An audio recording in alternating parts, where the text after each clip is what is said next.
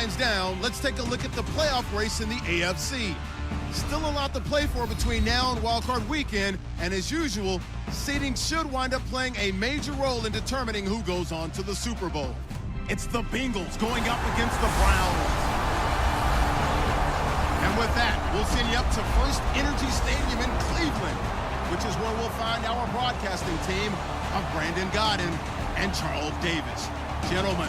Thank you, Larry. From the shores of Lake Erie, EA Sports has coverage of the NFL from First Energy Stadium here in Cleveland, Ohio. Today we hit Week 10, and we've got a good one in store between the Cincinnati Bengals and the Cleveland Browns. Hi again, everyone. With Charles Davis, I'm Brandon Godden. And, Charles, we look at this Browns ball club. They come in...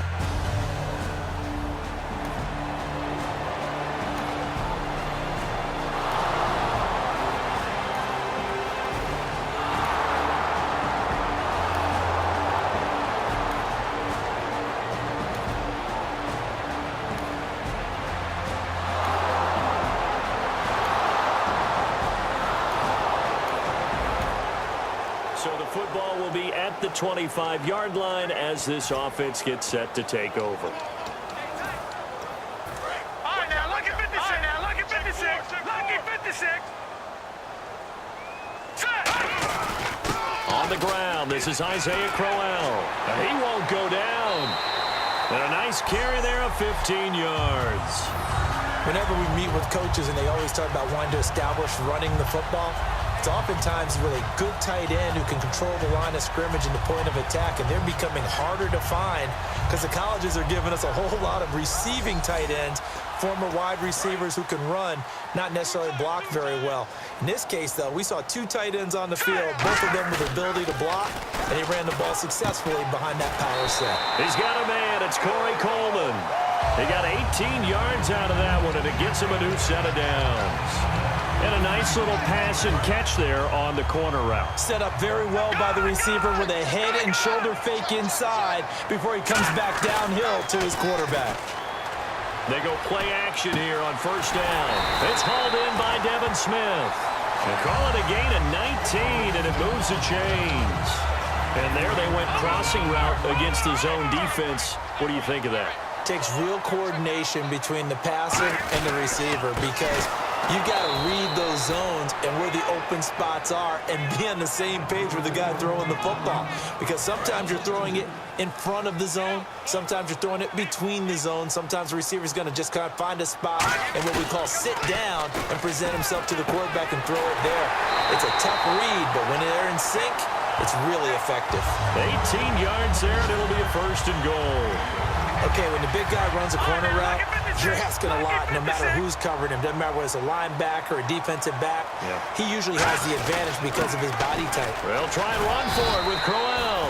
It'll be a gain of 5 there as they move closer. It's second and goal. And Brad, they went to a nickel defense, and that's a surprise this close to the goal line because ordinarily you use the back end of the end zone, the sidelines as extra defenders, and you want bigger people on the field to try and help against the run. And he's going to get this back to the 3-yard line and no further. They'll lose a yard, and it brings up third. His path became similar to almost running a stretch play, didn't it? Trying to find a crease, anywhere to put his foot in the ground and cut back. It just never materialized. They're going to look to throw. And that's going to be caught for a Browns touchdown. Trey Burton, his second touchdown on the season. And the Browns are within an extra point of tying this thing up. So on third and medium, they dial up the pass, and it works to hit the end zone. And it's really not...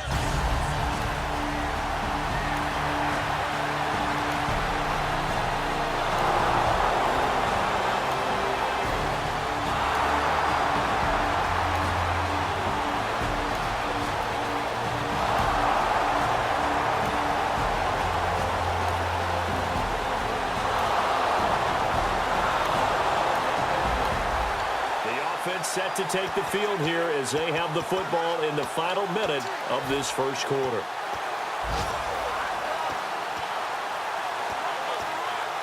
And now the Browns offense trots back onto the field. And that last drive, a long drive, but not just that. They had a great air attack going. Do they stick with that? I would think that they would, because if they were competent enough to do it on the last drive, starting backed up in their own territory, why would you change anything? They've got to be confident about what they're presenting and continue to do so. Yeah, because the secondary, they really look clueless. And that was amazing because that drive went and went. Back with Charles Davis, I'm Brandon Gaudin. The Browns with a football to begin quarter number 2. They do, however, have a tough 3rd and long coming up. Looking to jam the receivers at the line here. Press coverage look defensively. And a nickel look here for the Bengals as they try to defend this on 3rd. He'll look to throw. And he bats it away, and it falls down incomplete. I know the initial focus was on how far that pass was downfield, but how about the coverage on the play? Able to stay with him, get his hands where the receiver's hands were going to try and catch the ball, tips it up in the air, and knocks it away. This is taken at the 23. Nice job bringing that one back. 14 on the return. And the offense will take over.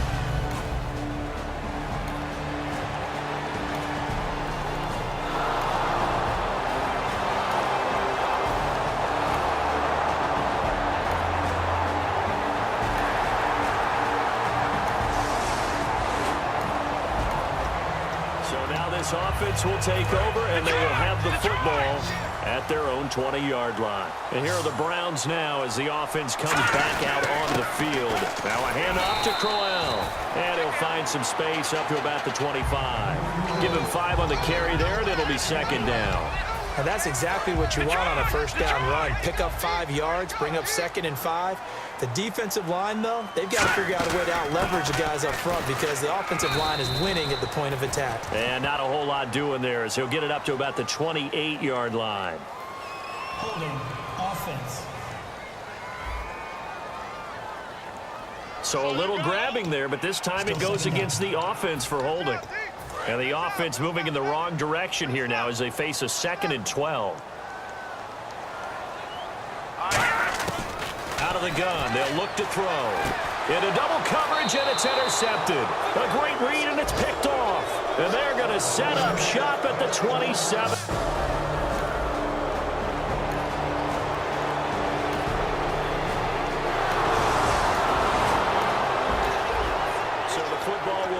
The 25-yard line as this offense gets set to take over. Now the Browns offense, they get ready to head back onto the field. And following the interception, we'll see what they can put together on this drive. I can hear my old college coach right now. He always used to tell us before every game, the team making the fewest mistakes will win. What they're hoping is that that last mistake is their only one of the game. Coaches, that's all they talk about, turnovers, right? Minimizing those and maximizing opportunities. Over the middle to Smith. Past the 20. And all the way in. Touchdown, Cleveland. Devin Smith, his 6th touchdown of the season. And the Browns are able to strike quickly for 6. Everybody likes to see the long ball thrown, but when you throw it underneath and you see someone catch the ball, secure it, make their moves, and then turn it into bigger plays, that's a lot of fun to watch as well.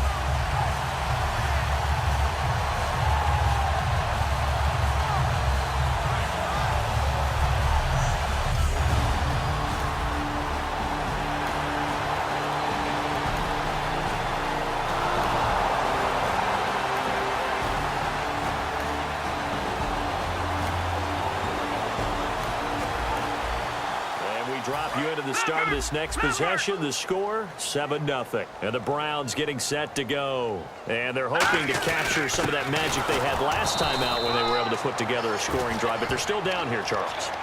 Not the major concern, though, because of what you talked about. They scored the last time out. They feel good about themselves. They feel like their game plan is now in effect.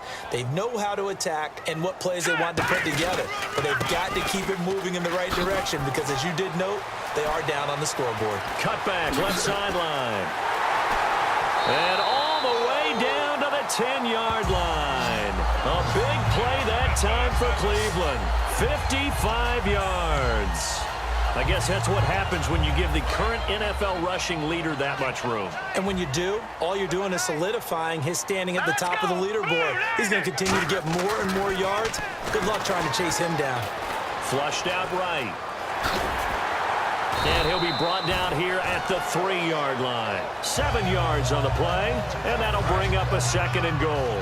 Now, that was not a bad scramble there on 1st down. He didn't force it, nor did he throw it away. He was able to take off, and now he made it a very manageable 2nd and short. Now it's Crowell, and he is going to lose yardage here.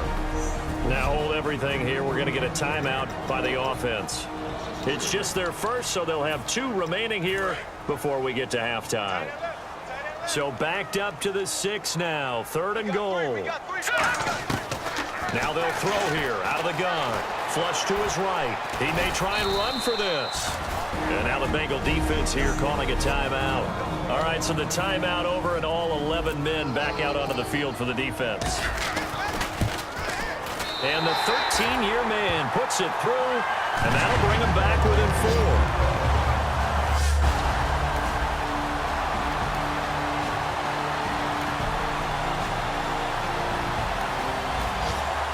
This offense ready to get back out there as they'll have the football to start the 3rd quarter. Here's the Browns offense now getting set to start off this 3rd quarter. They're down here, but very much in this game. What's the tonality of a coach's talk when a game is within striking distance like this at intermission? Typically, what they're doing is emphasizing the things that went well in the 1st half and wanting more of that. Sure, you've got to go over some of the errors and clean up some things because there's a reason you're down. But overall, I think they want to stay positive, stay up with this team. We're just starting the 2nd half, and we've got the football. Let's go ahead and punch it in, and then we'll take it from there. See how that recipe works. Here's a give to Crowell. And he works his way forward for about 4 up to the midfield stripe. You know what really fires up offensive linemen? When the guy that is carrying the ball behind them can create his own space and break a tackle along the way. And after the play on the ground, that brings up 2nd down here.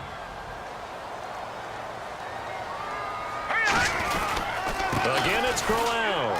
And good penetration here. He'll get this down only to about the 49-yard line. It'll only be a gain of a yard, and it sets up a 3rd down and 4 now. Well, I think we know by now that every run is not going to be broken and get all the way to the end zone.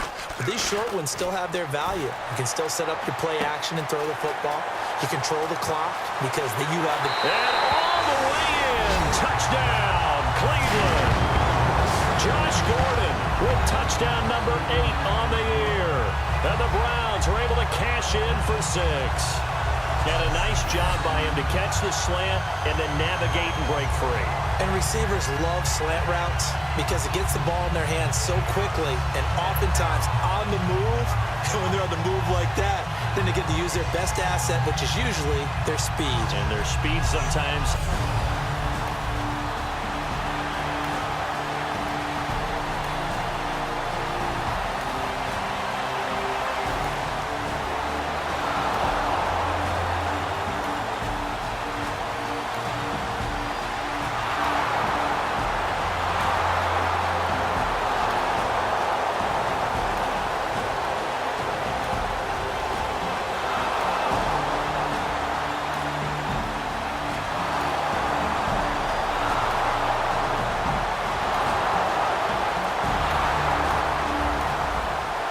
Football will be at the 25-yard line as this offense gets set to take over.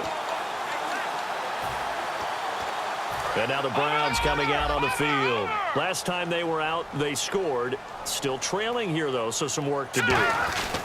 But it's okay in terms of mindset. Because they scored the last time, they're not quite as worried about being down on the scoreboard because now their confidence is a little bit higher. They feel like they've got something going, and they feel like they can attack again and put more points on the board. Are you scoreboard watching if you're the offense, or are you just focused on this drive?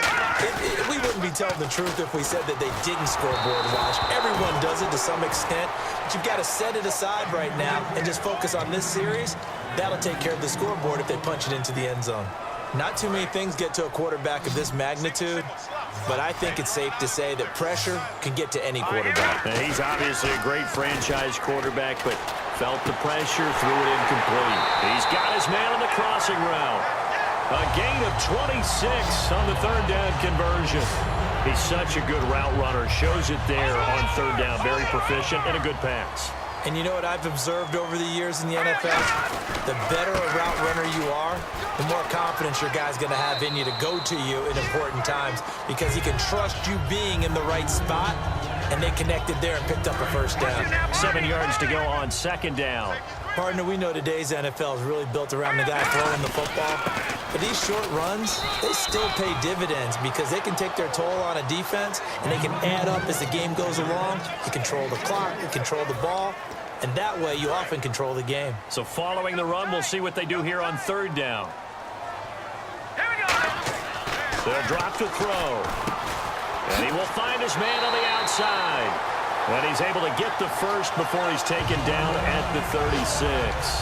Would it be safe to say that as precise as routes are supposed to be run in the NFL, maybe they're not quite as precise in college ball? That's accurate, yeah. And I think we saw a college route in the NFL there. Just find the soft spot, find the dead zone, and find the first down.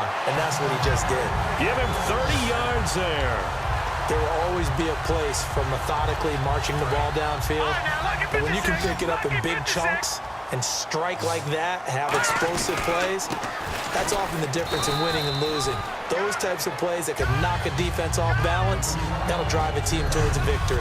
So it'll be second and goal when we return. We played 3 quarters. We'll return with more after this. This is the NFL, and it's on EA Sports.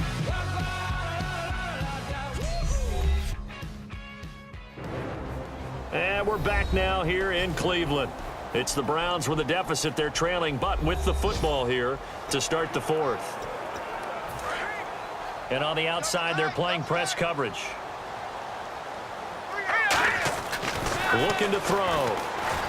Eluding the pressure right. And he's able to get it down to the 2-yard line. Give him 2 yards on that play, and that'll make it third and goal. How about a tip of the cap to the defense? They're working against a very mobile quarterback, but all day long they've kept him under wraps. And on that play, they held him to a short gain. Third and goal now, so some urgency here for the... And he takes this one in for a Browns score. Isaiah Crowell, his 11th touchdown of the year. And the Browns have moved out in front here in the fourth quarter. Able to punch it in on...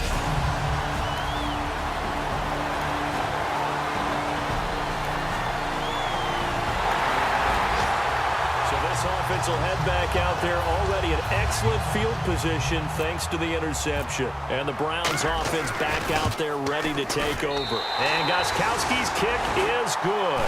And that will add 3 more.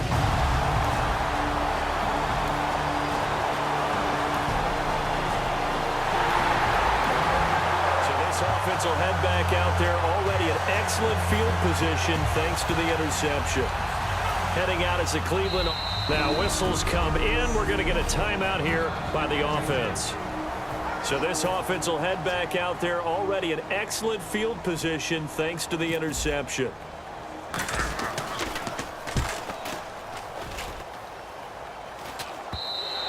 And not what he was hoping for there, as this will hit in the end zone.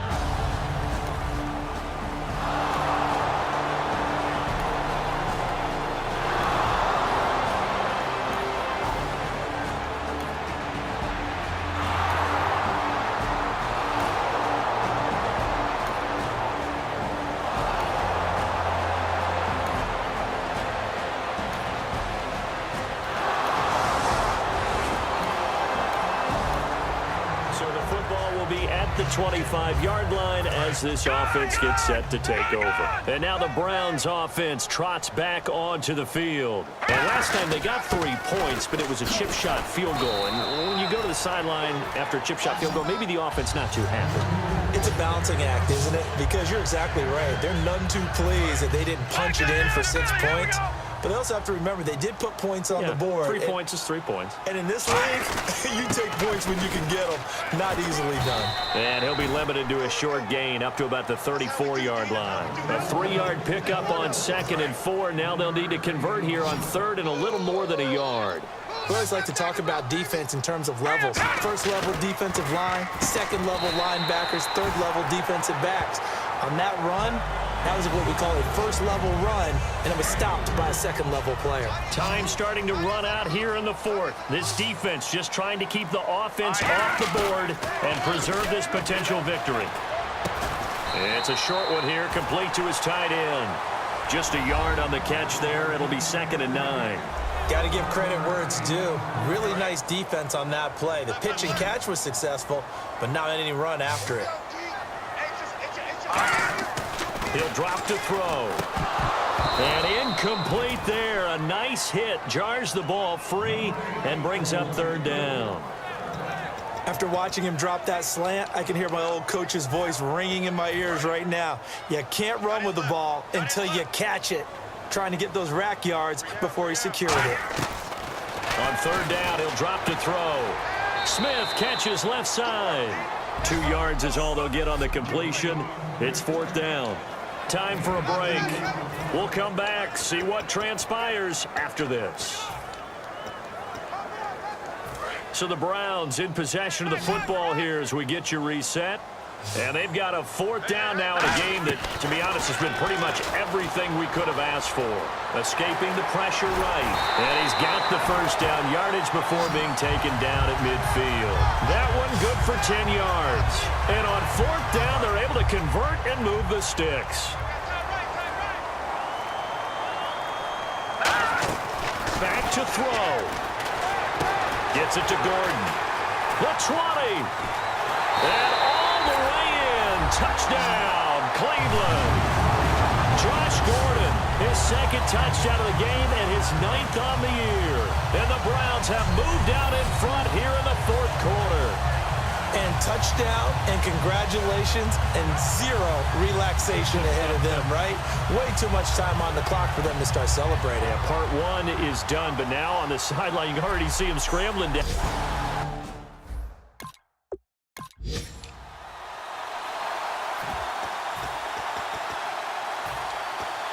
Here we go now as we get set for a big 2-point conversion. They'll try and throw for it. And it is incomplete, so they can't convert for 2. And now the lead stays.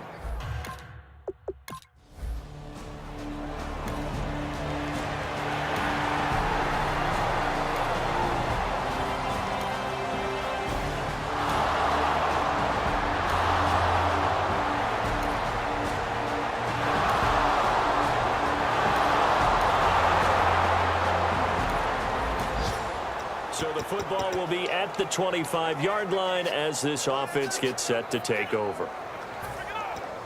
And now Cleveland geared up to take the field. They only need a field goal. Obviously, the clock a huge factor. They'll be watching that. What do they need to do here, Charles? Your sequence of plays has to get you out of bounds. Completions, get out. And this is caught at the 20. Now hold everything here. We're going to get a timeout by the offense. That'll leave them with just 1 remaining in this 4th quarter of play.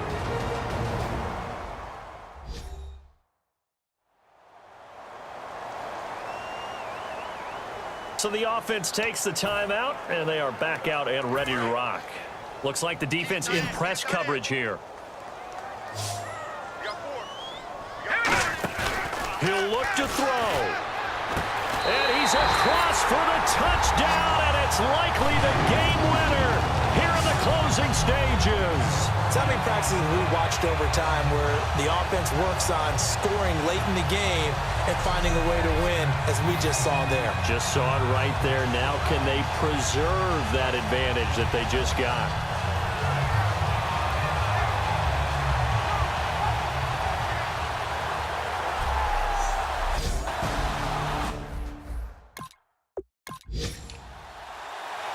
Gostkowski for the point after. Oh, I was just about to say he hadn't missed an extra point all season, but there it is. His first miss, no good.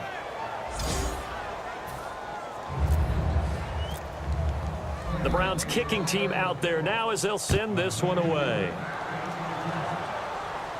This will be fielded on the back line of the end zone. And with time a factor here late, he'll just take a knee and they'll put it out to the 25. Defense really showing respect to the deep ball here, playing off the receivers.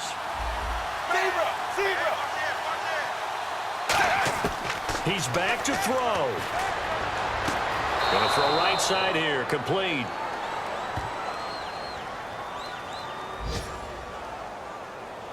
Personal foul, roughing the passer, defense. So roughing the passer, 15-yard penalty. And you notice how the offensive line responded. A couple went to check on the quarterback, and a couple went to the guy who hit the quarterback. No one likes to see their quarterback hit. 380. Back to throw. And, oh, a crusher there as it's intercepted. A great read, and it's picked off.